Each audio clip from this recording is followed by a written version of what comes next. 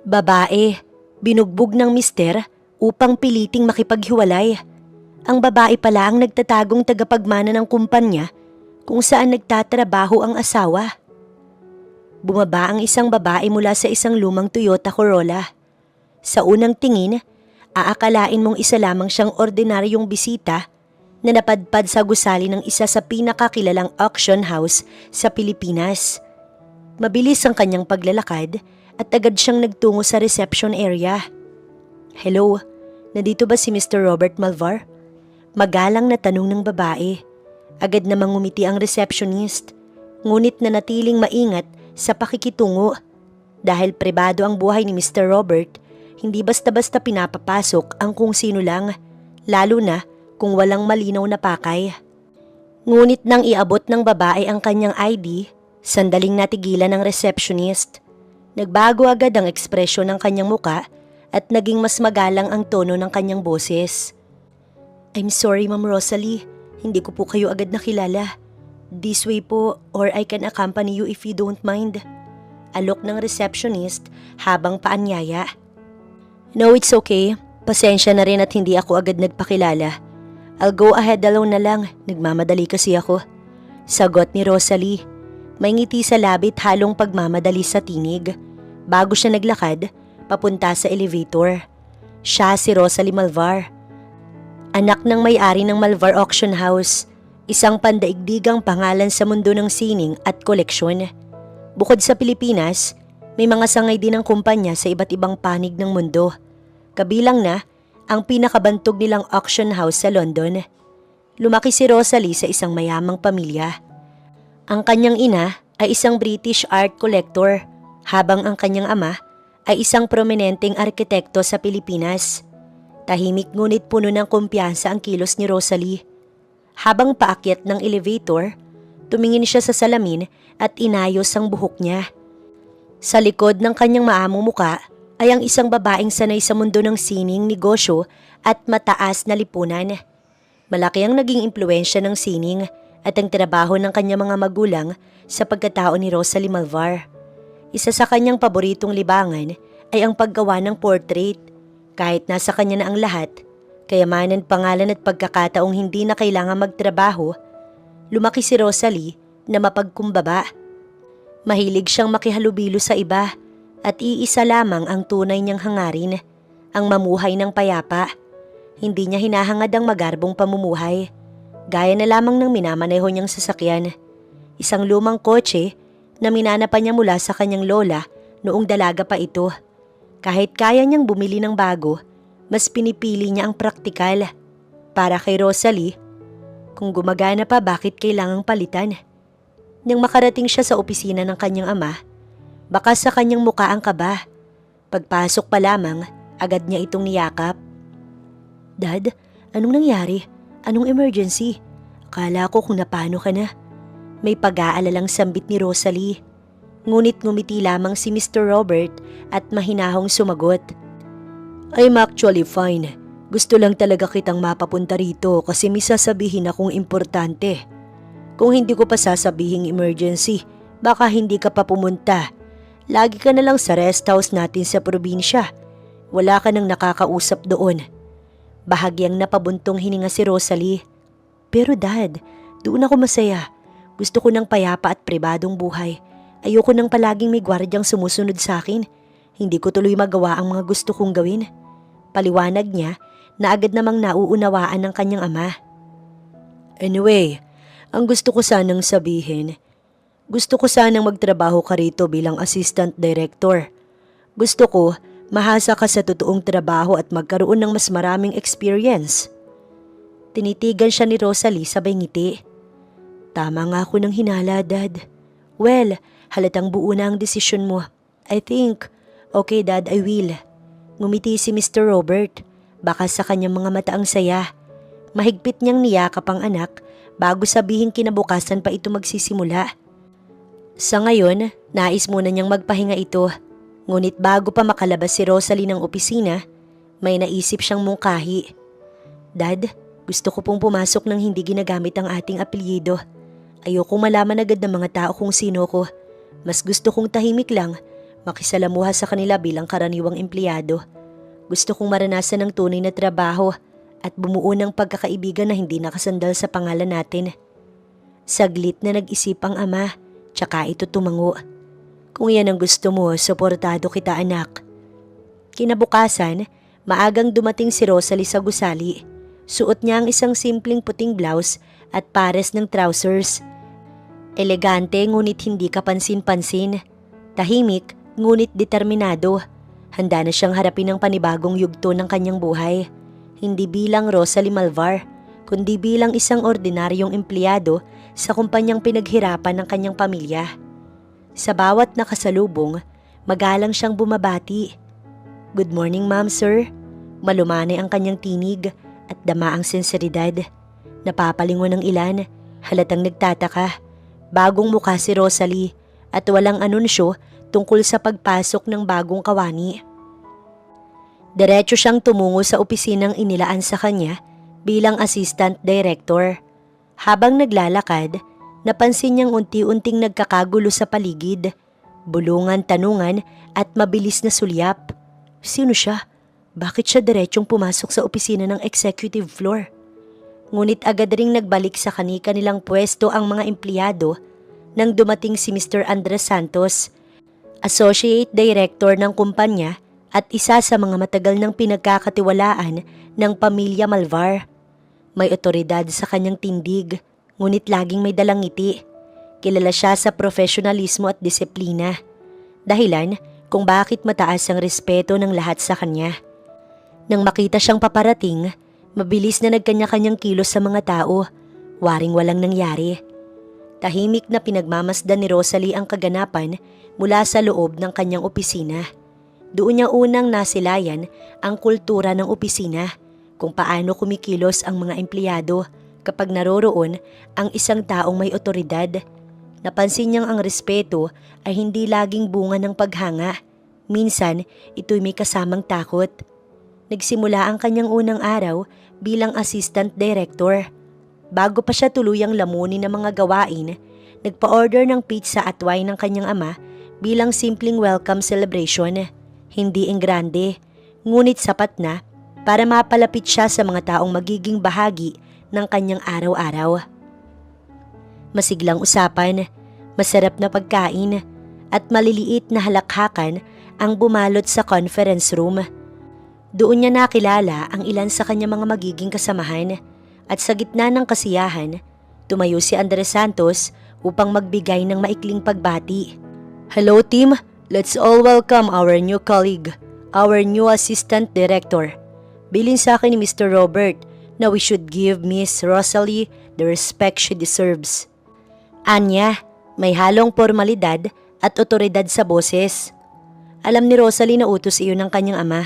Isang pagkilala ng hindi pa niya handang tanggapin ng lantaran. Tumayo siya at ngumiti bago magsalita ng magaan. "Hello everyone, I'm Rosalie de Vera." Anya ng puno ng sigla. "Alam kong nagtaka kayo kanina kung sino ko, pero gusto ko lang magpasalamat sa mainit ninyong pagtanggap. I hope we get to know each other better as we work together." Ang ngiti ni Rosalie ay abot hanggang tenga. Halatang sabik sa panibagong simula. Pinili niyang gamitin ang apelyidong de Vera sa halip na Malvar. Sa itong pagkakakilan lang pinulot mula sa isang kaibigang minsan niyang nakasama sa isang out-of-town trip. Puno ng kasiyahan ng silid, isa-isang lumapit ang mga empleyado upang makipagkamay, magpakilala at makipagkwentuhan. Sa unang pagkakataon, dama ni Rosalie ang mainit na pagtanggap at higit sa lahat, ang pakiramdam na isa lamang siyang karaniwang empleyado. Samantala, nakiusap ang ama ni Rosalie na ipagpaliban muna ang muli nilang pagkikita. Kinabukasan na kasi ang biyahe nito patungong London upang asikasuhin ang isa pang sangay ng kanilang negosyo roon. Bagamat wala ito sa selebrasyon, dama ni Rosalie ang kabuuang suporta at tiwala ng kanyang ama at labis siyang nagpapasalamat para sa bagong simula. Habang abala ang lahat sa pag-uusap at pagtikim ng inihandang pagkain, panandaliang umupo si Rosalie sa isang sulok ng conference room upang tingnan ang kanyang cellphone. Doon siya nilapitan ni Andres. May bitbit itong banayad ng ngiti sa labi habang inaabot ang kamay sa kanya. Welcome to the team. Sabay pakikipagkamay. Ngumiti si Rosalie at tinanggap ang kamay nito. Maikli ngunit magalang ang kanyang tugon. Thank you.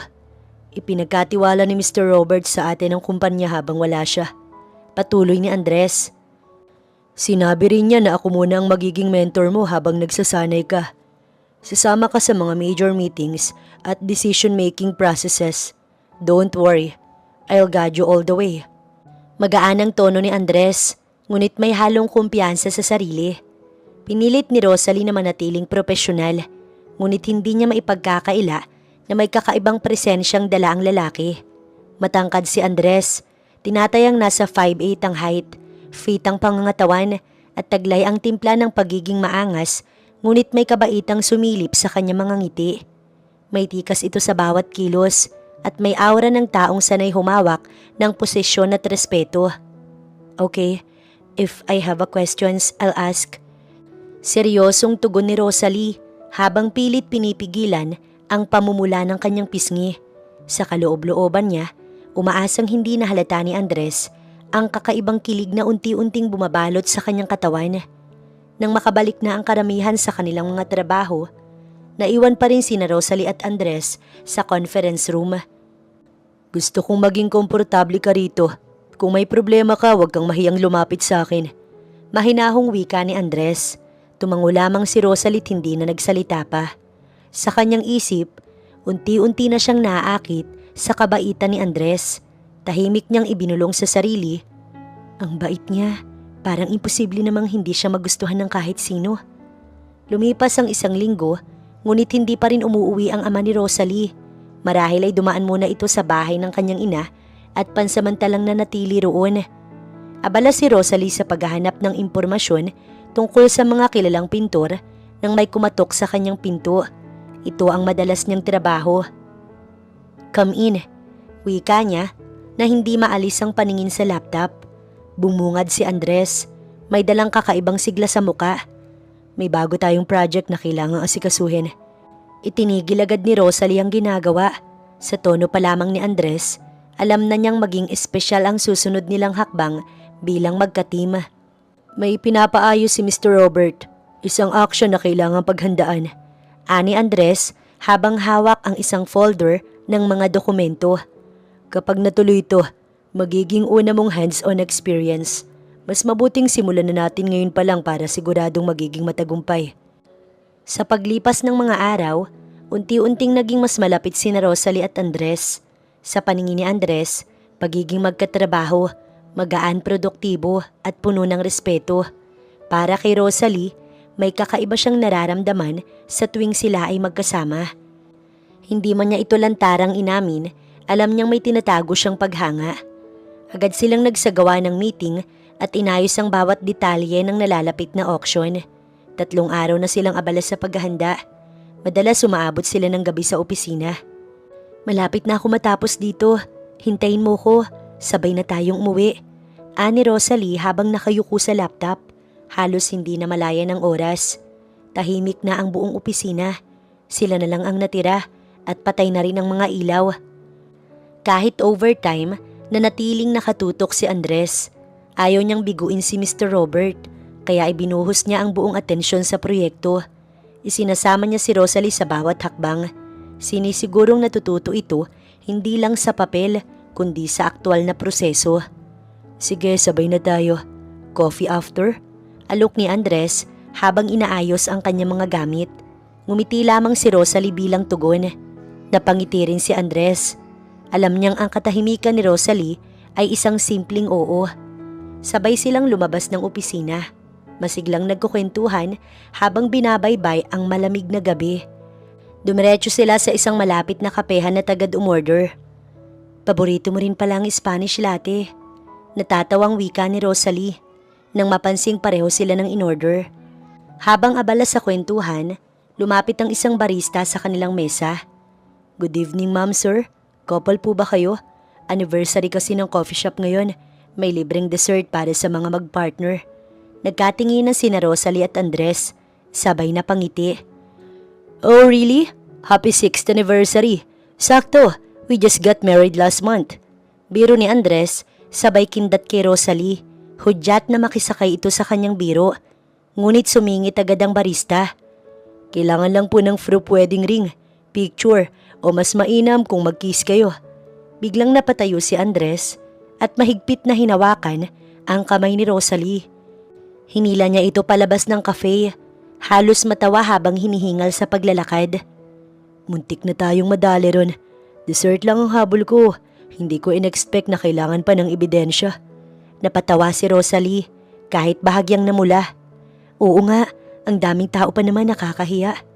Nagpatuloy sila sa paglalakad, dala pa rin ang aliw ng nangyari. It's getting late, ihahatid na kita. Alok ni Andres. May sarili akong service, malapit lang ang inuupahan ko. Tanggi ni Rosalie. No, I insist. Wala nang nagawa si Rosalie kundi ang pumayag. Pagdating sa isang kanto, huminto ang sasakyan. Sigurado ka bang dito ka nabababa? Tanong ni Andres.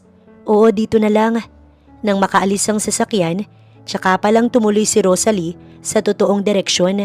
Sa halip na pauwi sa sinasabing inuupahang apartment, tumawid siya patungo sa isang gate, ang private entrance ng isang marangyang mansyon. Ayaw pa rin niyang malaman ni Andres ang kanyang tunay na pagkatao. Kinuha niya ang kanyang cellphone at tinignan ng oras. Inabot pala sila ng madaling araw. Pagkarating sa bahay, nakatanggap siya ng mensahe mula kay Andres. Good night, I just go home. Thank you for today, see you tomorrow. Napangiti siya. Hindi man malinaw, alam niyang kakaiba ang gabing yun. Sa kanyang isipan, naglaro ang ideya. Date ba yun? O baka naman nagbibiro lang siya? Habang pinagmamasdan ng mensahe, hindi niya namalayang nakatulog siya. Walang reply at walang sagot. Kinabukasan, maagang nagising si Rosalie. Araw na ng auction.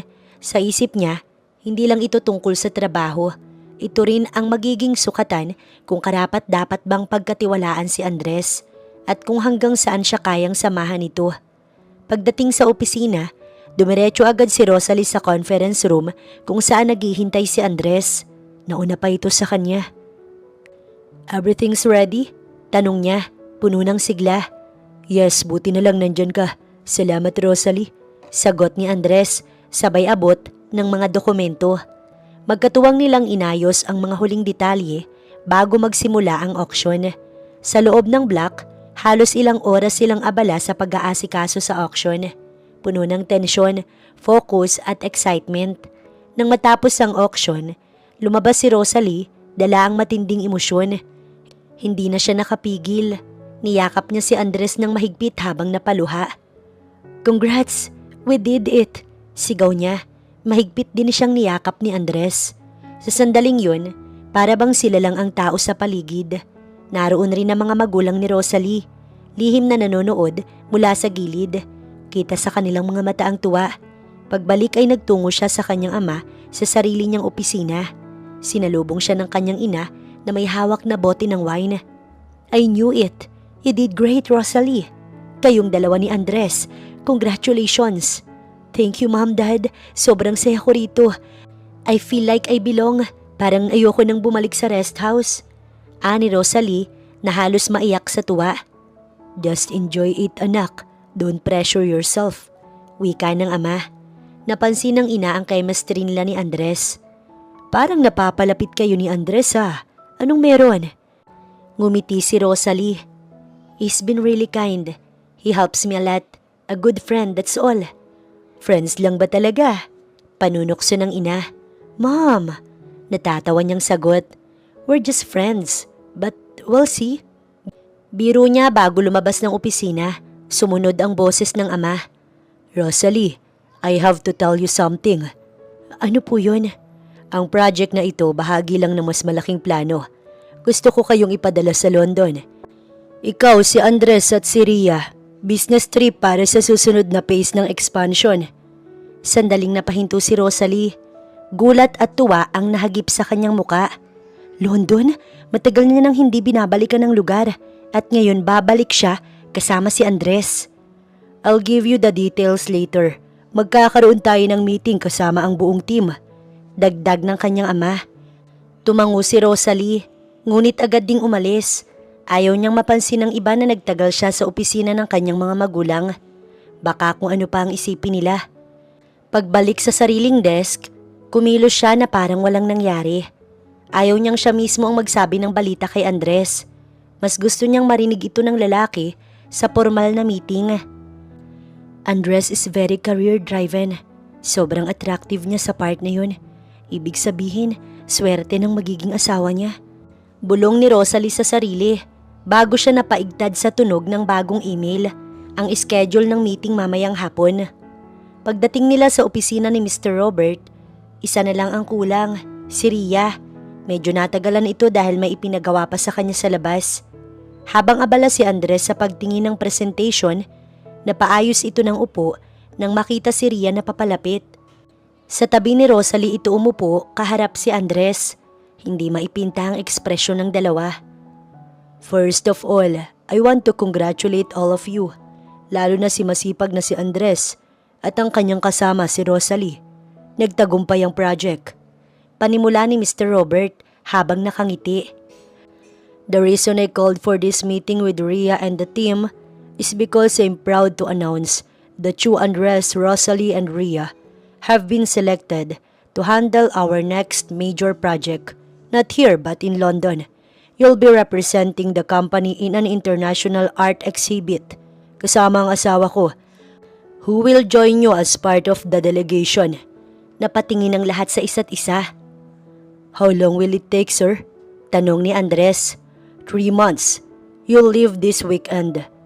I expect professionalism from everyone, lalo na't media covered ang event.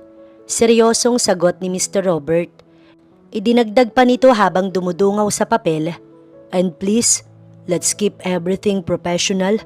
Tsaka siya tumingin kay Rhea, kasunod ay kay Andres. Ramdam ni Rosalie ang tensyon, ngunit pinili pa rin niyang umiti at magpasalamat. Ganon din ang ginawa ni Rhea at Andres bago sila umalis. Naiwan muna si Rosalie sa opisina ng kanyang ama. Dad, sigurado ka bang kasama namin si Rhea? Tanong niya nang mag-isa na sila. Tumango lamang ang ama na para bang sinasabing alam niya ang ginagawa niya. Napilitan na lamang ngumiti si Rosalie. Ayaw niya ng pagtalunan pa ito. 3 araw matapos ang anunsyo, handa na silang umalis. Maagang maaga, nagkita sila sa airport. Si Rosalie naka-jacket at may bitbit na carry-on bag at maleta. Si Andres may backpack at maleta rin. Habang si Rhea, formal at mukhang bihasa sa mga biyahe. Hawak ang kape at boarding pass. First time kitang makakasama sa flight, Rosalie. Bungad ni Andres, bakas ang pagkasabik. Sumingit si Rhea na hindi man lang tumingin sa kanila. We're not going there for a vacation. Marami tayong kailangang ayusin. Maikli at malamig ang tono. Ito ang dahilan kung bakit siya isinama. Bihasa si Rhea sa business trips at sanay sa corporate events. Sa loob ng business class cabin, hindi na nagkaroon ng pagkakataong mag-usap ang tatlo. Lahat sila'y napagod sa mga huling araw ng preparasyon. Sa unang pagkakataon, nagkaroon sila ng katahimikan. Pagkagising ni Rosalie, dumungaw siya sa bintana. Nakalapag na pala sila sa London. Hindi maitago ang tuwa sa kanyang mga mata. Bukod sa project, possible niyang mabisita ang lola sa mother side niya. Isang bagay na matagal niya nang hindi nagagawa. Pagbaba ng eroplano, agad silang nagtungo sa hotel. Halatang may jetlag si Andres, ngunit hindi agad sila sinabak sa trabaho. Binigyan sila ng 1 araw na pahinga para makabawi sa biyahe. Bagaman iisang hotel lang ang tinutuluyan nila, bihira silang magkita noong araw na iyon. Lahat sila'y abala sa pagre-recharge, tulog, pahinga at katahimikan. Nang magsimula na ang trabaho, naging very hands-on sina Andres at Rhea. Sanay na sila sa ganitong setup, kilala na nila ang sistema. Si Rosalie naman bilang baguhan, tahimik lang na nag-oobserba. Ginagawa niya ang kanyang mga task ng maayos. Ngunit hindi pa bihasa. Mabuti na lang at laging tumatawag ang kanyang ina tuwing gabi. Dahil dito, hindi niya gaanong naramdaman ng homesick. 2 linggo sa London, mas naging close si Rhea at Andres. Laging magkasama sa field visits, meetings, at curatorial discussions. Samantala si Rosalie pinatawag ng kanyang ina. Dinala siya sa bahay ng kanyang lola sa mother side. Sinalubong siya ng mahigpit na yakap at masayang halakhak ng mga kamag-anak na matagal niyang hindi nakita. Sa loob ng bahay, ramdam niya ang kapayapaan. Para kay Rosalie, ito ang kanyang pahinga mula sa corporate world ng Pilipinas. Ang simpleng saya ng pamilyang muling nakita. Ngunit sa kabila ng saya, ramdam niya rin ang distansya sa trabaho. Gusto niya nang makita ang mga kasama. Ma'am, gusto ko nang bumalik kina Andres. Baka kailangan nila ng kasama. Ito ang pinunta ko rito. Okay, bukas. Alam mo naman ng daddy mo. Gusto niya talagang mag-reconnect ka sa pamilya natin dito. Huling punta mo rito bata ka pa. Wala namang problema kay Lola. Hindi naman ako naging malayo sa kanila. Minsan nga, nagkakausap pa kami online. But I think I need to go back. The reason I'm here is for work, for our business. Mariing sabi ni Rosalie. Pumayag naman ang kanyang ina at kinabukasan, bumalik na siya sa trabaho. Doon niya napansin ang malaking pagbabago sa mga kasama. Si Naria at Andres na dati tila may ilangan, ngayon ay parang natural na ang samahan. May pagkakaintindihan, may teamwork, may katahimikan na hindi nakakailang. Pakiramdam ni Rosalie ay out of place siya. Parang may namiss siyang bahagi ng kwento habang wala siya. Ngunit bago pa man siya lamunin ng selos at pagdududa, tinawag siya ni Ria. Rosalie, join us here. Later, we will contact Mrs. Malvar for the description of her art collection. Ikaw ang in charge doon. Wika ni Ria, sa tono ng isang mahinahon at magiliw na kaibigan. Nagulat si Rosalie. Hindi siya sanay sa ganitong Ria. Mabait, magaan, walang halong kompetisyon. Ang hindi niya alam, habang siya'y wala, nag-usap ng masinsinan si Naria at Andres. Matagal na pala silang magkaibigan. Ngunit nasira ang relasyon noon nang aminin ni Andres na may gusto siya kay Ria. Hindi pa handa si Ria kaya umiwas siya. Ngunit ngayong nasa London sila at nagkaroon ng pagkakataon para magkausap ng tapat, naayos nila ang hindi pagkakaunawaan. Inamin ni Andres na may bago na siyang nagustuhan, si Rosalie, hindi na si Ria. At masaya si Ria para sa kanya.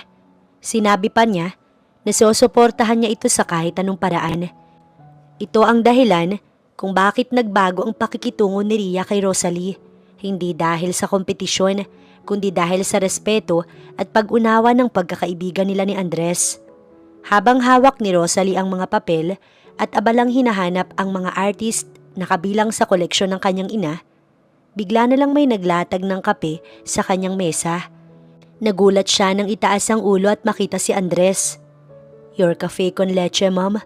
Sambit ni Andres habang nakangiti at nakatitig sa kanya. Nakakunot noo si Rosalie. Hindi naman ako umorder nito. Bakit may biglang kape? It's for you. Napansin kong stress ka na sa ginagawa mo. It's your favorite, Spanish latte. Subukan mo. Baka mas masarap yan kasi dito sa London ko binili. O baka dahil ako ang nag-abot sa'yo. Nakangising sagot ni Andres. Hindi agad nakapagsalita si Rosalie. Natulala siya. Ramdam niyang unti-unting lumalapit sa kanya si Andres. At alam niyang hindi niya ito kayang tanggihan. Maya-maya, narinig nila ang malakas na hiyaw ng panunukso. Si Ria. Akala ni Rosalie, nagsiselos ito. Pero kabaligtaran ang kanyang nakita. Suportado pa nga sila ng dalaga. Thank you, Andres. Mahinang tugon ni Rosalie habang itinigil muna ang trabaho at nakipag-usap sa binata. Bagaman may pagtataka sa kanyang muka, dama niya ang kakaibang atensyon ni Andres. Rosalie, gusto sana kitang yayain mamaya. May nabanggit si Ria na magandang bar dito. May masarap daw na beverage. Gusto ko sanang subukan yon, kasama ka. Paanyaya ni Andres. Nagulat si Rosalie. Hindi siya agad nakasagot, pero sa isip niya, hindi niya kayang tumanggi.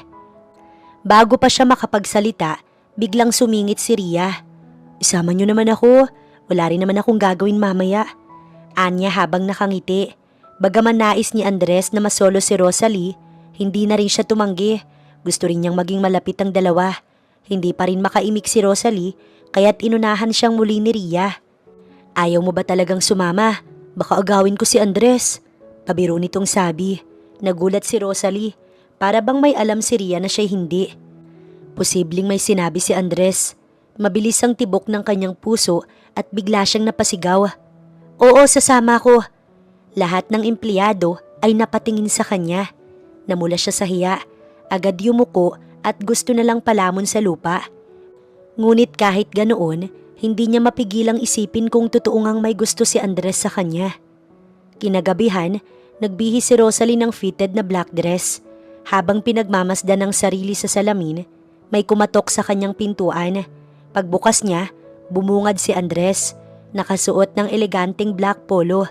Hindi siya makahinga sa kilig, lalo na't kita niya ang mga biceps ni Andres na halos pumutok na sa suot nito. Nginitian siya ng binata. Habang nasa daan sila, luminga si Rosalie. Nasa na si Ria? Akala ko ba 3 tayong lalabas? Hindi siya makakasama. Masama raw ang pakiramdam. Sagot ni Andres. Naramdaman ni Rosalie ang bahagyang lungkot pero hindi rin niya maitago ang tuwa. Ngayon lang niya masusolo si Andres. Ito na marahil ang pinakaromantikong gabi sa buhay ni Rosalie. Nilakad nila ang lugar na walking distance lang mula sa hotel. Pagdating, sinalubong ng kamay ni Andres si Rosalie at sinenyasan papasok. This way, beautiful lady, sabi ni Andres sabay kindat. Napangiti si Rosalie. Naisip niyang gentleman pala si Andres. Lumakad silang magkasama, papasok sa isang eleganteng restaurant. May intimate na ambience at live acoustic band na tumutugtog na mga love songs. Hindi ito basta bar, kundi isang magarang lugar para sa mga nagde-date. Umorder sila ng steak at red wine. Bagamat sanay si Rosalie sa mga sosyal na kainan, gusto niyang ipakita na hindi siya mapili o materialistic. Habang naghihintay, napaisip si Rosalie tungkol kina Andres at Ria. Gusto sana niyang itanong, ngunit nauna si Andres. Kung nagtataka ka tungkol sa relasyon namin ni Ria, magkaibigan lang kami. Sagot ni Andres, diretso sa punto. Matagal na kaming magkakilala simula college. Nagkagusto ko sa kanya noon pero wala na yon. Magkaibigan na lang kami ngayon. Naramdaman ni Rosalie ang bahagyang selos. Nahalata ito ni Andres sa kanyang ekspresyon. Tapos na yun, Rosalie. Hindi ko na siya gusto. Dagdag ni Andres habang umingiti. Napalambot ang puso ni Rosalie. Napangiwi ang tensyon sa mukha niya. Mas gumaan ang loob niya at naisip niyang kung may gusto man si Andres sa kanya, hindi siya padadaya. Dahan-dahang yumuko si Andres kay Rosalie. Ikaw ang gusto ko, Rosalie. Bulong niya. Mahina pero malinaw kahit may musika. Nanlaki ang mga mata ni Rosalie. Nabigla siya. Nabilaukan sa wine. Kaya inabutan siya ni Andres ng tubig. Para bang nabingi siya sa paligid. Tanging tibok ng puso niya lamang ang maririnig. Totoo nga pala yung sinasabi nila. Bumabagal ang mundo kapag kasama mo ang taong gusto mo. Bulong ng isip ni Rosalie. Sorry, nabigla ba kita? Masyado ba akong mabilis? Tanong ni Andres. Umiling si Rosalie at tumayo. Tara, labas muna tayo. Mas makakapag-usap tayo sa labas. Habang naglalakad palabas, may kaunting pag-aalinlangan si Rosalie. Kilala ko ba talaga siya? Dapat ko bang ipakita ang tunay kong sarili? Pero naisip niya kung gusto niya ako kahit hindi ako perpekto, baka totoo nga ang nararamdaman niya. Hindi na hinintay ni Andres na magsalita si Rosalie.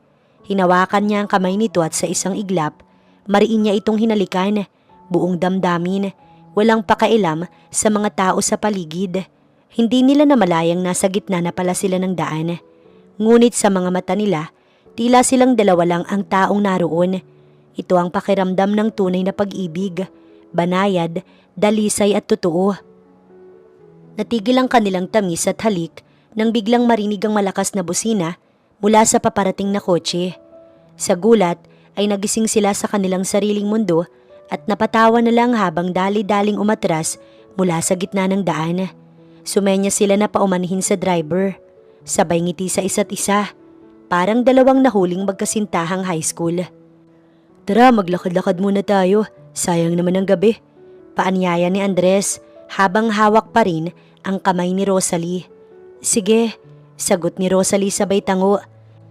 Pareho nilang alam na gusto pa nilang sulitin ng sandali.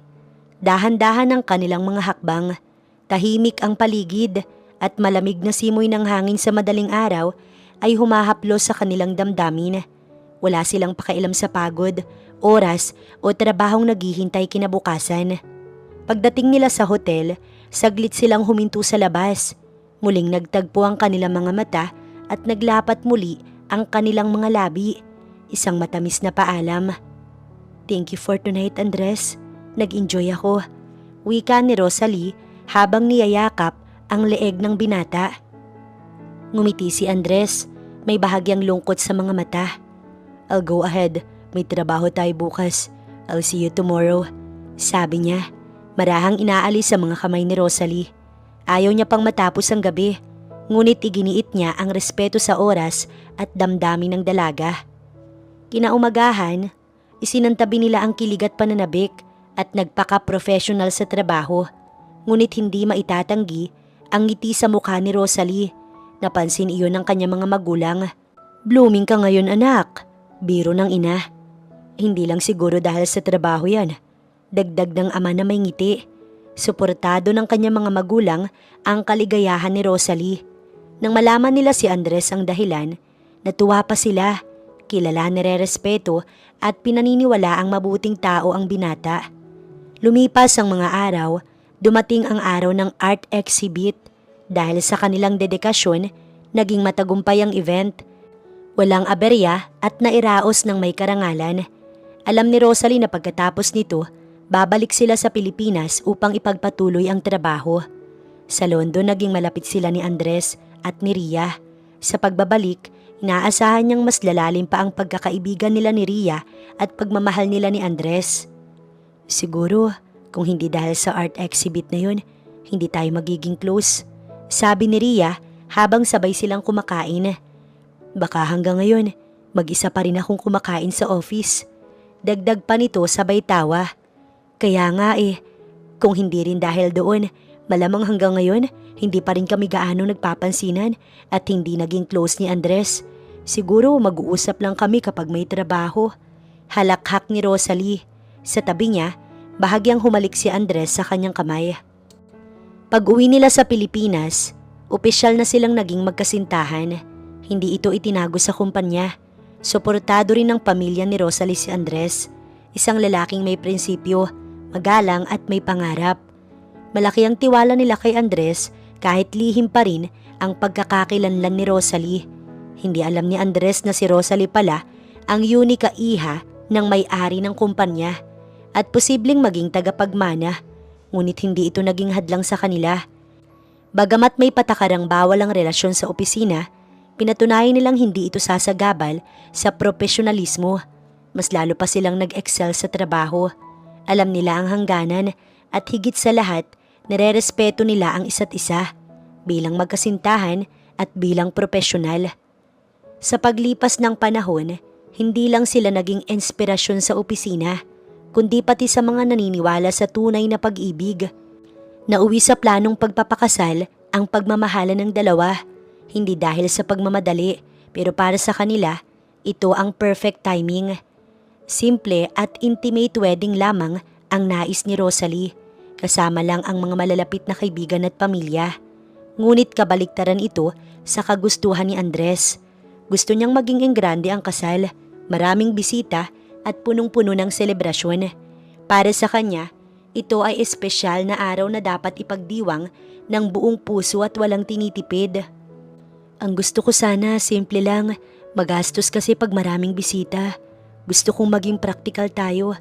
Pwede nating gamitin ang perang yun sa mas mahalagang bagay, tulad ng pagpapatayo ng bahay natin." Alam ni Andres na ang pagiging simple at praktikal ni Rosalie ang isa sa mga dahilan kung bakit niya ito minahal, ngunit hindi rin niya maiwasang ipaglaban ang kanyang panig. "Hindi mo ko naiintindihan, Rosalie. Gusto ko lang na sa araw ng kasal natin, maramdaman mong espesyal ka. Gusto kong bigyan ka ng alaala na hindi mo makakalimutan."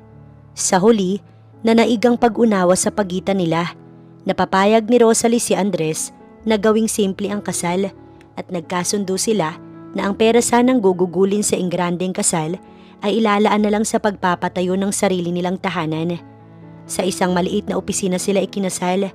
Suot ni Rosalie ang isang payak ngunit eleganteng puting bestida, habang si Andres nakasimpleng blue suit.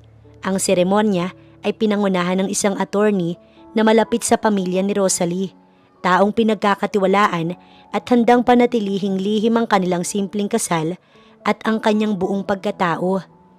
Ilan lamang ang mga dumalo, ang mag-asawang may-ari ng auction house, magulang ni Rosalie, ang nagpanggap na ama ni Rosalie na isa pala sa mga matagal ng security guard ng kanilang pamilya, ang mga magulang ni Andres at ang matalik nilang kaibigan na si Ria.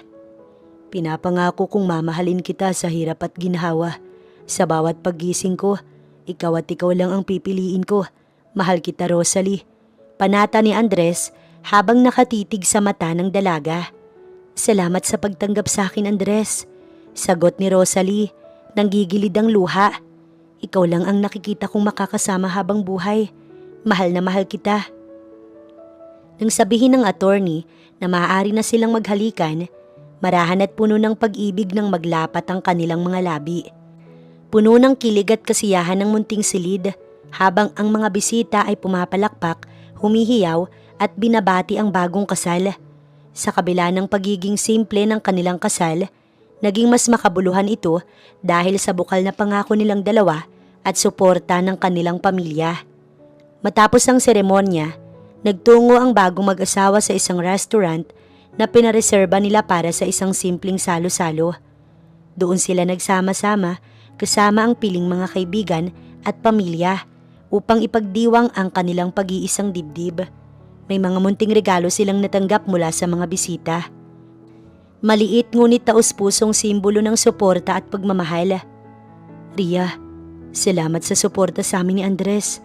Totoong kaibigan ka talaga. Saad ni Rosalie habang hawak ang regalong binigay ni Ria. Gamit sa kusina ang iniregalo niya.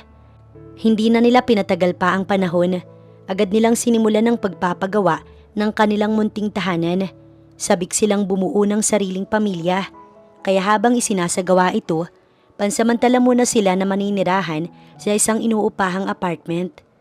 Ngayon na magkasama na sila sa iisang bubong, mas lalo nilang nakilala ang isa't isa. Mga ugali, pangarap at simpleng gawain sa araw-araw. Si Rosalie bilang mapagmahal na asawa ay siya na rin nag-aasikaso kay Andres tuwing umaga bago pumasok sa trabaho. Isang umaga pagkagising ni Andres, naamoy niya agad ang mabangong pagkain mula sa kusina. Doon niya nakita si Rosalie, abalang nagluluto habang nakasuot pa ng apron.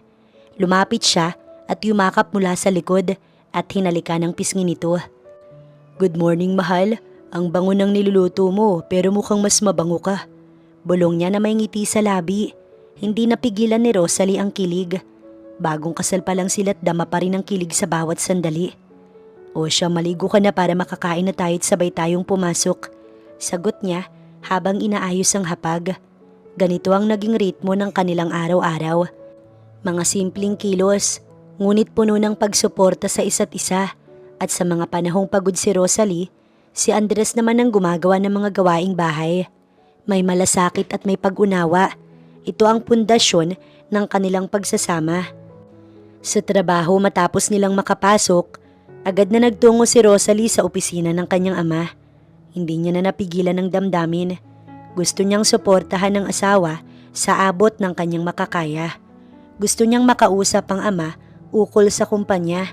Para sa kanya, ayos lang kung si Andres muna ang unahin at siya ay maghihintay muna ng mahabang panahon bago ang kinin ng kumpanya sapagkat hindi pa siya handa.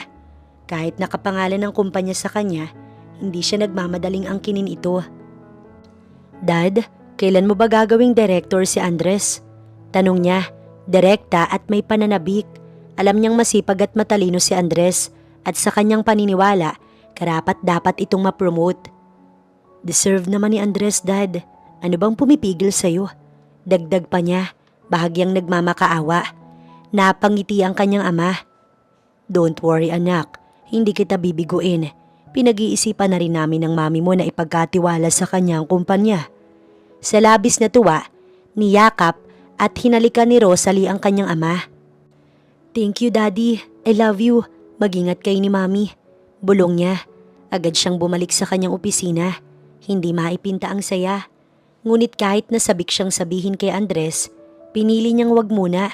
Gusto niyang maramdaman ni Andres na ang promosyon ay bunga ng kanyang sipag, galing at dedikasyon, hindi dahil sa koneksyon at pakikiusap ni Rosalie. Lumipas ang 1 linggo, abala ang lahat sa kani-kanilang gawain sa opisina nang bigla silang nakatanggap ng email ukol sa isang urgent meeting. Nagkatinginan ng mga empleyado. May halong kaba at pagtataka. Pagsapit ng hapon, nagtipon-tipon ang buong departamento sa conference room. Laking gulat ng lahat nang makita nila ang isang maliit na handaan sa loob. May mga pagkain, inumin at isang malaking cake sa gitna ng lamesa. Lalong lumalim ang tanong sa isipan ng bawat isa. Ano kaya ang okasyon? Ilang sandali pa, dumating ang direktor, si Mr. Robert. Bit-bit ang kanyang ngiti. I know na bigla kayo sa urgent meeting, but this is a special event because I would like you all to meet our new director. Anya sabay pakilala. Mr. Andres Santos, matagal na namin gustong ibigay sa kanya ang posisyong to, and I'm truly thankful for his trust, hard work and dedication. Congratulations! Sabay turo kay Andres. Napuno ng palakpakan ng silid. Nagulat si Andres. Halatang hindi inaasahan ang seremonya ng pag-anunsyo. Napatingin si Rosalie sa kanyang ama. Ang tingin ng taus-pusong pasasalamat. Ngumiti lang si Mr. Robert bilang tugon. Biglang niyakap ni Andres ang asawa. Mahigpit at puno ng emosyon. First of all, thank you for the trust, sir. Ani Andres, sabay tingin kay Mr. Robert. At higit sa lahat, this is for you, my wife. Tumitig siya kay Rosalie habang nakangiti at sa mga mata niya'y mababakas ang labis na tuwa. Nakatanggap si Andres ng samot-saring pagbati mula sa mga kasambahan. Congrats! Deserve mo yan. Good luck sa bagong role. Habang nagsasalo sila sa pagkain, hindi maalis ang ngiti sa mukha ni Andres. Para bang nanalo siya sa loto. Ngunit higit pa sa premyo, ang promosyon na ito ay bunga ng taon ng pagsusumikap, tiyaga at paniniwala sa sarili. At higit sa lahat, sa pagmamahal at suporta ni Rosalie. Hindi maikakailang malaki ang tulong ni Rosalie sa kanya. Nakatanggap ng magandang balita ang mag-asawang Rosalie at Andres. Malapit nang matapos ang kanilang pinagagawang bahay. Ayon sa kontraktor, sa susunod na linggo, maaari na silang lumipat. Halos hindi na sila makapaghintay sa matagal na nilang pangarap na magkaroon ng sarili nilang tahanan. Mahal, ako na magbubuhat niyan, alok ni Andres habang abalang nagliligpit ng mga gamit ni Rosalie. Kaya ko pa naman pero sige na nga. Biro ni Rosalie habang iniaabot ang isang kahon. Magaan ang loob nila kahit pagod. Habang pasakay na si Rosalie sa kotse, bigla siyang napahawak sa ulo at napatigil. Mahal, anong nangyari? Tanong ni Andres, agad siyang inalalayan. Nahilo lang yata ako, siguro, pagod lang. Ngunit hindi ito kinalma ni Andres. Sa kaba at pag-aalala, agad niyang isinugod si Rosalie sa hospital. Pagkatapos ng ilang oras ng pagpapahinga, nagising si Rosalie sa hospital bed. Katabi si Andres na hawak-hawak ang kanyang kamay. Maya-maya, pumasok ang doktor na may ngiti sa labi. Mrs., kailangan nyo na pong bawasan ng trabaho at magpahinga ng mas madalas. Hindi lang po kasi kayo ang aalagaan ngayon, pati na rin po ang magiging anak ninyo. Congratulations! Napasinghap si Rosalie.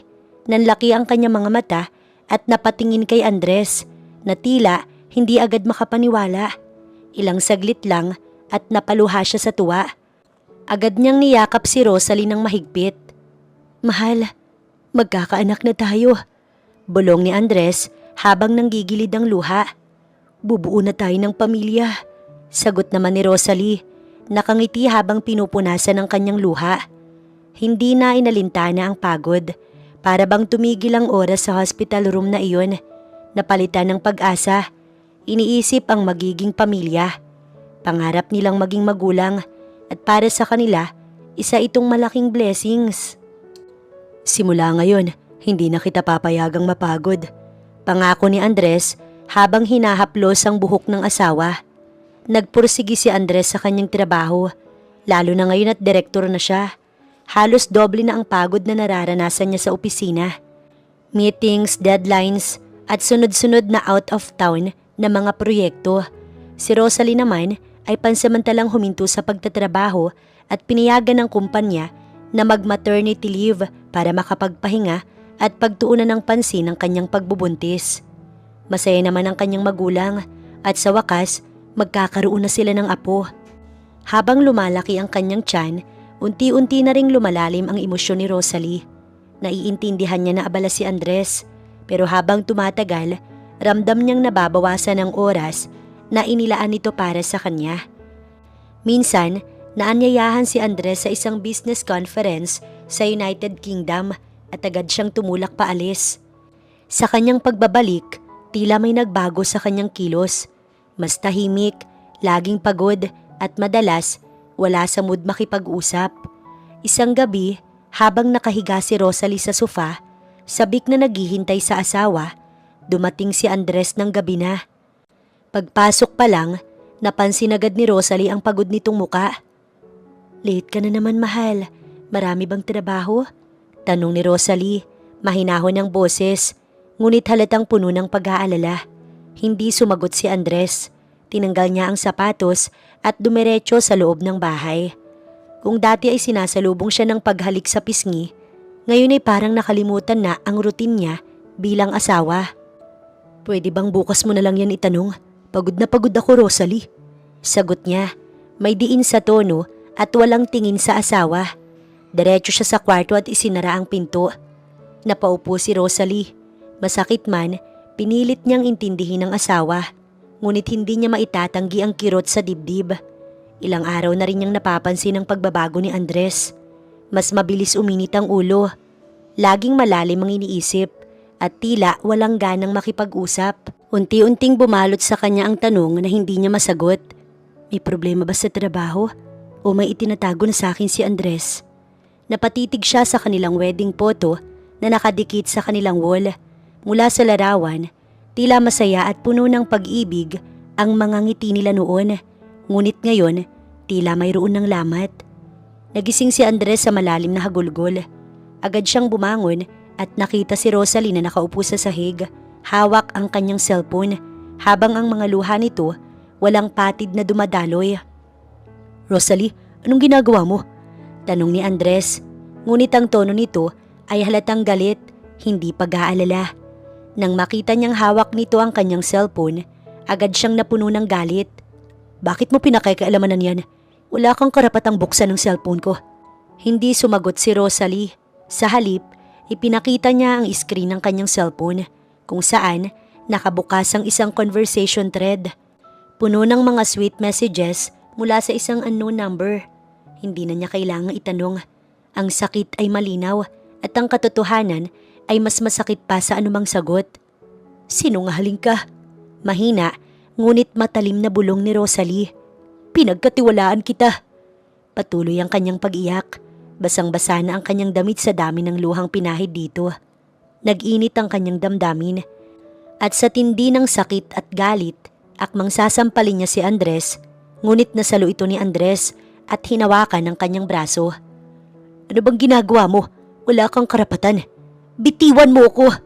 Sigaw ni Rosalie habang nagpupumiglas. Sa gitna ng tensyon, hindi inaasahan na itulak ni Andres si Rosalie. Mabilis ang pangyayari. Napaupo siya sa sahig. Isang tunog, isang puwersa, isang katahimikan. Sumunod ay ang unti-unting pag-agos ng dugo sa sahig.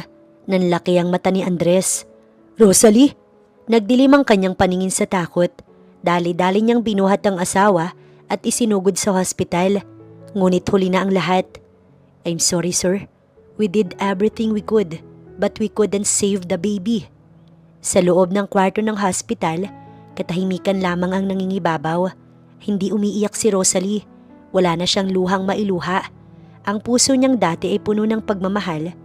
Ngayon nagiging manhid na siya. Lumapit si Andres, ngunit hindi niya makuhang humingi ng tawad. "Kung hindi mo ko sinaktan, kung wala kang ibang babae, buhay pa sana ang anak natin." Mahinang sabi ni Rosalie. Punong-puno ng sakit ang salita nito.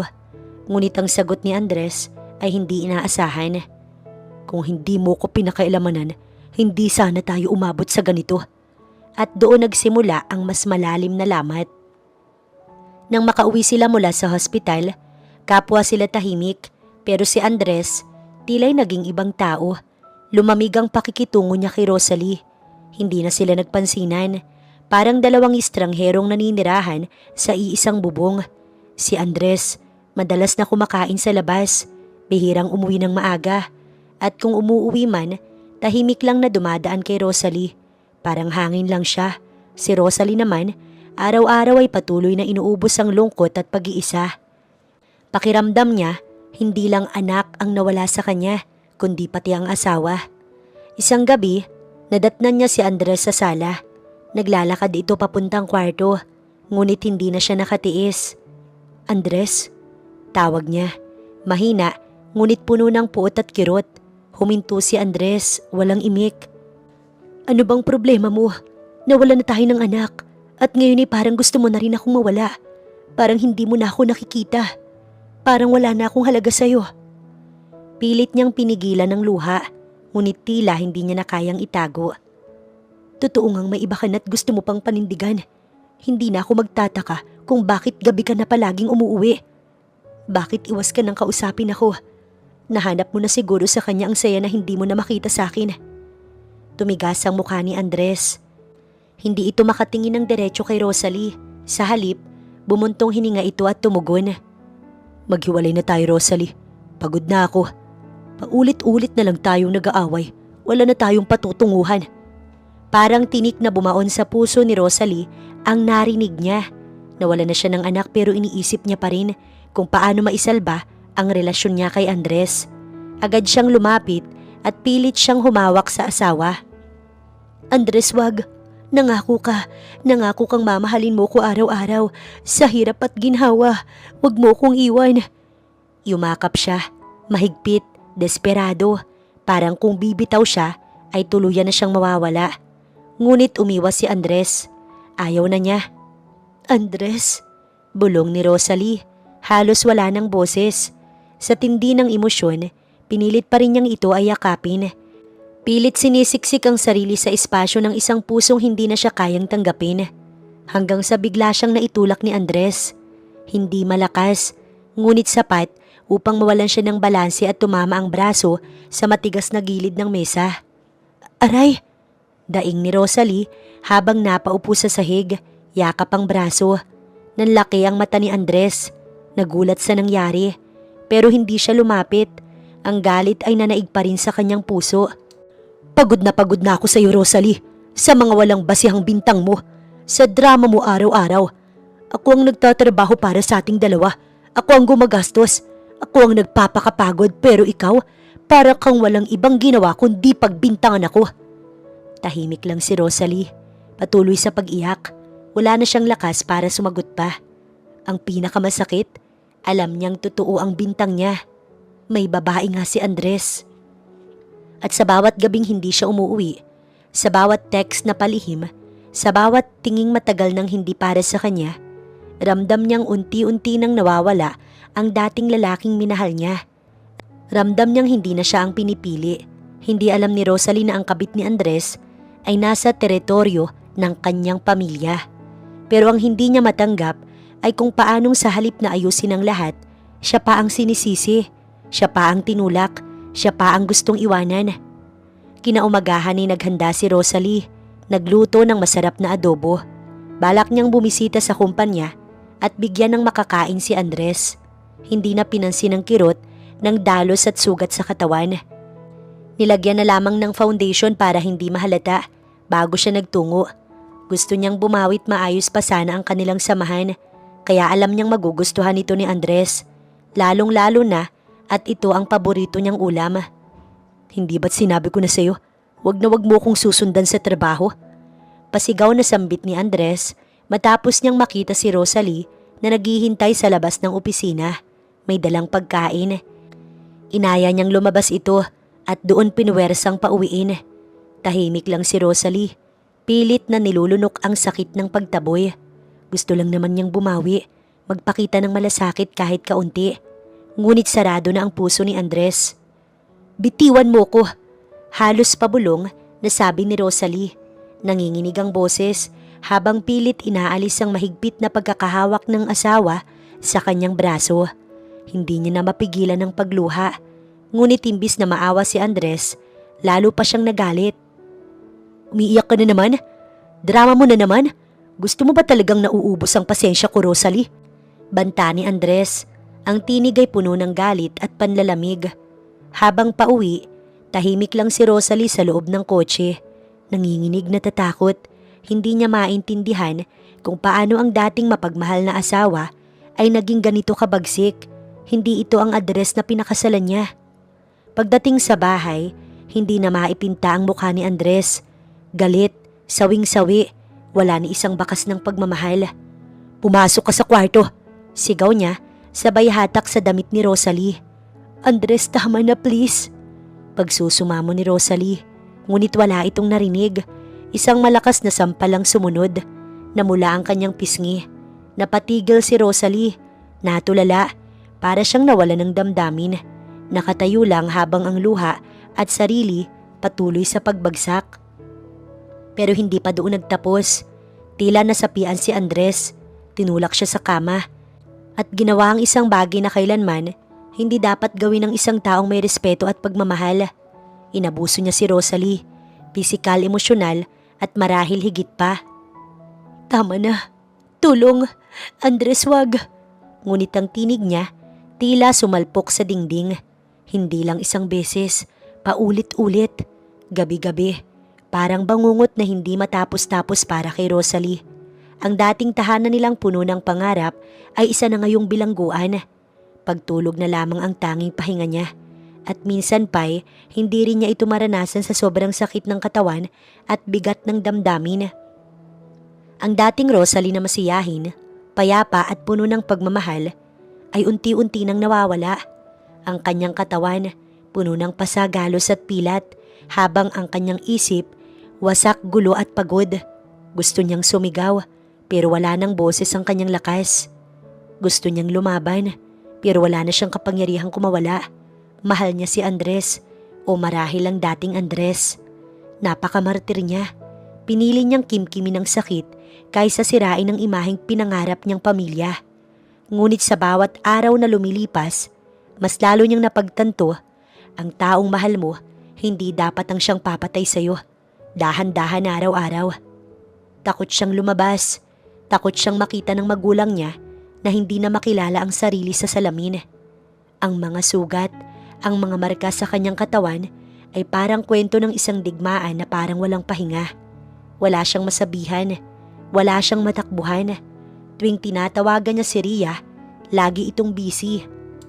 Ang hindi alam ni Andres at marahil kahit si Rosalie ay minsang kinalimutan ito ay si Rosalie pala ay tagapagmana ng isang kilalang kumpanya. Ang babaeng patuloy niyang sinasaktan ay hindi basta-basta. Ngunit sa likod ng yaman at titulo, siya ay isang babae ring nagmamakaawa ng pagmamahal, ng pag-unawa, ng kalayaan. Pagod na akong intindihin ka, Rosalie. Pasigaw na sabi ni Andres habang papunta sa kanilang kwarto. May dala-dala siyang papel. Pagod na akong mangaral sa'yo at marinig ang iyak mo. Pirmahan mo na to para maging malaya na tayo. Kung hindi mo pa to pipirmahan, mag-isip-isip ka. Baka bukas sa mukha mo na kita mabugbog. Pananakot ni Andres sa kanya.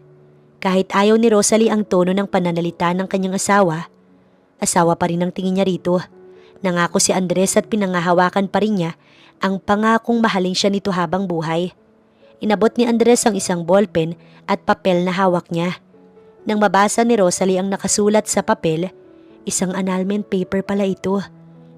Alam ni Rosalie na dadaan sila sa isang hearing at gusto niyang idepensa ang kanyang sarili. Dahil panigurado, babalik ta rin siya ni Andres sa harap ng korte. Pinirmahan na ito ni Rosalie. Kahit labag sa loob niya, mas pinili na lamang niyang sundin si Andres kaysa danasin muli ang pananakit nito. Dumating ang araw ng hearing at tama nga ang kutob niya. Binaliktad ni Andres ang buong kwento. Sa bawat pagdinig, si Rosalie ang sinisisi. Hindi na rin siya nakipagtalo pa. Nanahimik na lamang siya at hinayaang mangibabaw ang kagustuhan ng kanyang dating asawa. Nang tuluyang mapawalang bisa ang kanilang kasal at lumabas sila ng korte, nagkasalubong sila sa labas. Buti naman at naging tahimik ka, Rosalie. At kung magsasabi ka man ng laban sa akin, sino naman sa tingin mo ang maniniwala sa'yo? Sarkastikong sabi ni Andres habang nakangisi. Puno ng kumpiyansa sa sarili dahil alam niyang direktor siya ng kilalang kumpanya. Para sa kanya, nabili niya na ang pagkatao ni Rosalie. Hindi na lamang umimik si Rosalie. Manhid na siya sa dami ng sakit, gasgas at pagdurusang tiniis niya.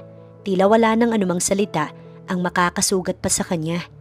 Hinayaan niya na lamang si Andres at dahan-dahang naglalakad palayo. Walang imik kasabay ang kanyang abogado. Mahina man siya noon, ngayon alam niyang ayaw na niyang magpakain sa gulo. Napagod na rin siya sa pagiging bulag sa pagmamahal. Dahan-dahan ang kanyang pag-alis, kasabay ng hindi mapigilang pagluha. Simula nang naghiwalay sila, ni katiting na pagsisisi, hindi naramdaman ni Andres. Pakiramdam niya ay naging malaya na siya. Malaya sa responsibilidad at malaya na rin sa asawa.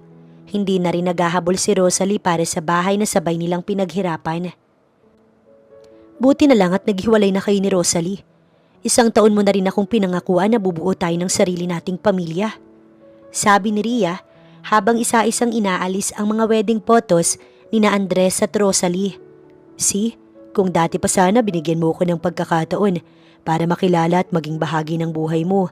Siguro may anak na tayo ngayon at siguro matagal nang wala si Rosalie sa eksena. Tugon ni Andres, may halong paninisi. Sana nga pero ngayon malaya na tayo. Sa akin ka na talaga uuwi, Andres. Sagot ni Ria habang nakangiti. Wala silang naramdaman ni katiting na konsensya sa sakit na idinulot nila kay Rosalie. Para sa kanila, ang mahalaga ay nagkatuluyan sila. Wala silang pakailam kahit may nasaktan silang tao sa prosesong iyon. Lumapit si Ria kay Andres at hinalikan siya. Mag-impake ka na. Bukas pupunta tayo sa Europe. Magbabakasyon tayo. Masayang saad ni Andres. Samantala habang si Andres at Ria ay masaya sa kanilang pag-alis, nagpasya si Rosalie na muling hanapin ang sarili. Dali-dali siyang nagtungo sa opisina ng kanyang ama. Dad, magre-resign na ako sa trabaho. Di ko kayang makasama sa iisang kumpanya si Andres. Gusto ko munang magpahinga. Linisin ang isip ko. Gusto kong bumalik sa rest house sa probinsya. Gusto kong magsimula ulit ng panibagong buhay. Dagdag pa niya habang pinipigilang tumulo ang luha. Kung gusto mo anak, I will fire him. Kung hindi ka komportable na nandito siya, paaalisin natin siya. Suhestyon ng kanyang ama na halatang galit para sa anak. No dad, wag mong gagawin yan. Sagot ni Rosalie. Bakas pa rin sa mukha ang pag-aalala. Kailangan niyo si Andres. Isa siyang malaking asset ng kumpanya. Tama ka. Sa ngayon ipagpahinga mo muna ang utak mo. Ako na muna ang bahala rito. Ipapalit ko na lang si Ria bilang associate director. Tugon ng kanyang ama. Dahil sa galit ni Mr. Robert sa ginawa ni Andres sa kanyang anak, kahit gustuhin niyang paalisin, malaki ang maitutulong ni Andres sa kanila, kaya naman isa lamang ang naisip na paraan, ang abusuhin ang tiwala ni Andres. Agad namang umalis si Rosalie. Muli niyang ginamit ang lumang sasakyan at nagtungo sa probinsya. Dala ang hangaring muling simula ng buhay, malayo sa ingay, sakit at mga alaala ng nakaraan. En-enjoy ni na Andres at Ria ang kanilang posisyon sa kumpanya. Ibinuhos nila ang kanilang pera sa mga material na bagay. Dito naging masaya si Andres dahil pakiramdam niya pareho sila ng hilig ni Ria, ang magpundar ng mga sasakyan at magsimula ng negosyo. Maraming oportunidad ang dumating sa kanila at naging public ang kanilang relasyon. Naubos nila ang naipon nilang pera sa mga out-of-country trips. Nang makauwi ay napagtanto nila na mababawi rin ang pera na ginagamit sa pagpunta sa mga mamahaling lugar. Patong-patong rin ang inutos ni Mr. Robert sa kanya. Araw-araw, overtime at hindi niya na muling pinayagan pa ang mag-leave sa trabaho. Habang si Rosalie naman, unti-unting bumabangon. Muling sinimula ng kanyang passion sa pagpipinta ng mga portrait, ang una niyang minahal. Tahimik ang kanyang buhay, ngunit nang mabalitaan niya ang tungkol sa kabit ni Andres na si Ria, muling bumalik ang galit at nakaisip siya ng isang plano. Gusto niyang makabalik sa kumpanya upang maghiganti. Pinagtaksilan siya ng kanyang dating asawa at ng tinuring na kaibigan. Isang taon nang pinalipas ni Rosalie bago siya muling nagpakita. Suot niya ang isang mahabang damit, nakita ang hubog ng kanyang katawan. Binago rin niya ang kanyang hairstyle. Kulot na at mas bold ang kanyang itsura. Dahan-dahan siyang pumasok sa kumpanya. Nakita niya sina Andres at Tria, ngunit nilagpasan lamang niya ang mga ito na para bang wala siyang nakita. Sinundan siya ng dalawa at pilit siyang hinawakan. Nahagip ni Andres ang kanyang braso at tinanong, "Ano bang ginagawa mo rito, Rosalie? Hindi ka na welcome dito." At akmang tatawagan na ang guard nang biglang dumating si Mr. Robert. "Rosalie, nandito ka pala. Halika rito." Ani ng kanyang ama. "Hindi naman ako mag-e-eskandalo dito," sagot niya habang nakatingin kina Andres at Tria na may ngiting mapanukso. Pumunta siya sa opisina ng ama upang pag-usapan ang kanyang plano ng paghihiganti. "Welcome back, anak. Yung event na sinasabi ko ay sa Sabado na, 3 araw mula ngayon," wika ng kanyang ama. "Ano bang balak mong gawin, anak?" "I know what I'm doing, Dad. Gusto kong ipakilala kung sino talaga ako." Saad ni Rosalie habang hawak ang isang imbitasyon. Hindi niya na hinintay ang sagot ng ama at tuluyang umalis. Dumiretso si Rosalie sa isang sikat na museo. Doon ay pinagmamasdan niya ang mga obra. Nakahiligan niya ang pagpipinta. At para sa kanya, bawat larawan o painting ay may malalim na kahulugan. Natigilan siya sa isang painting. Naalala niya ang sarili. Mahal na mahal niya ang isang taong hindi naman siya kayang mahalin pabalik. Hindi niya napigilang maluha. Sa tingin niya, matatag siya dahil kaya niyang magmahal kahit siyang nasasaktan. Biglang may nag-abot sa kanya ng panyo. Ayaw sana niyang kunin pero nahiya siyang tumanggi. Hindi pa man niya natitignan ng maigi ang mukha ng lalaki, bigla itong nawala. Sa piling ng lalaking hindi niya kilala, nakaramdam siya ng kakaibang kapanatagan. Kinabukasan, naganda si Rosalie para sa event. Nagpa-parlor, inayos ang sarili. Gusto niyang makitang matatag na siya. Dumating ang Sabado at isinuot niya ang isang eleganteng revealing dress at mataas na takong. Gusto niyang maging sentro ng atensyon. Ang event ay hindi nila pangunahing event. Naimbitahan lamang sila bilang kamag-anak ng isang kilalang pintor. Pagdating sa event, ngumiti si Rosalie sa mga bisita. Marami ang napalingon sa kanya. Bawat lakad niya, sinusundan ng mga mata. Pumasok siya sa isang auction. Nakasalubong niya si Ria at Andres na magkahawak ang kamay. Nakaramdam siya ng pandidiri. Gusto niyang ipakita sa kanila na mas malakas na siya ngayon. "I couldn't believe she's invited." Bulong ni Ria, ngunit rinig na rinig ni Rosalie. Ngumiti naman si Rosalie habang papalapit sa kanila. Hawak ang isang red wine, gusto niyang makipagkamustahan sa kanila. Nagkunwaring nadapa si Rosalie. Sinadya niyang itapon ng red wine sa light pink dress ni Ria. Halatang halata ang mantsa nito. "I'm sorry, Ria, hindi ko sinasadya. Pero bagay sa'yo yan. Nagmukha kang may class. Nagkaroon ng design ng damit mo. Super plain mo kasi." Pagpapaliwanag ni Rosalie na may halong paghalakhak. Hindi naman nakapagsalita si Ria. Dahil sa inis at habang pinupunasan ng damit, bigla na lamang siyang nagsalita. "Who cares kung plain ako? At least ako ang pinili." Sabay irap kay Rosalie at nagtungo sa washroom. Ganoon kabilis kinalimutan ng dating pagkakaibigan. Nang makabalik ay nagreklamo ito kay Andres at sinabing paalisin na lamang si Rosalie sa event. Hindi na nakapagpalit pa ng damit dahil magsisimula na ang event. Akmang sasampalin niya na si Rosalie nang biglang nagsalita na ang auctioneer. Nagbuntong hininga na lamang siya at hindi ito pinansin. Nang magsimula ang bidding, sumali rin sina Andres at Ria. Nagtaas si Andres ng bid para sa huling masterpiece. 500,000, sabi ni Andres. 1 million, singit ni Rosalie. 2 million, sagot ni Andres. 5 million cash, sabi ni Rosalie. Napatitig ang magkasintahan sa kanya. "Imposibleng mabili ni Rosalie yan. Umaasa lang yan sa akin noong mag-asawa kami," sabi ni Andres sa maraming tao. Gusto niyang ipahiya ang dating asawa. "Going once, going twice. Sold to Miss Rosalie Malvar," sigaw ng auctioneer. Nagulat ang lahat hindi dahil sa presyo, kundi sa apelyido ni Rosalie. Isa siyang Malvar? Bulong ng isang bisita. Ito na ang huling obra na ibinenta sa event. Tinawag si Rosalie ng organizer. Thank you for this, ma'am.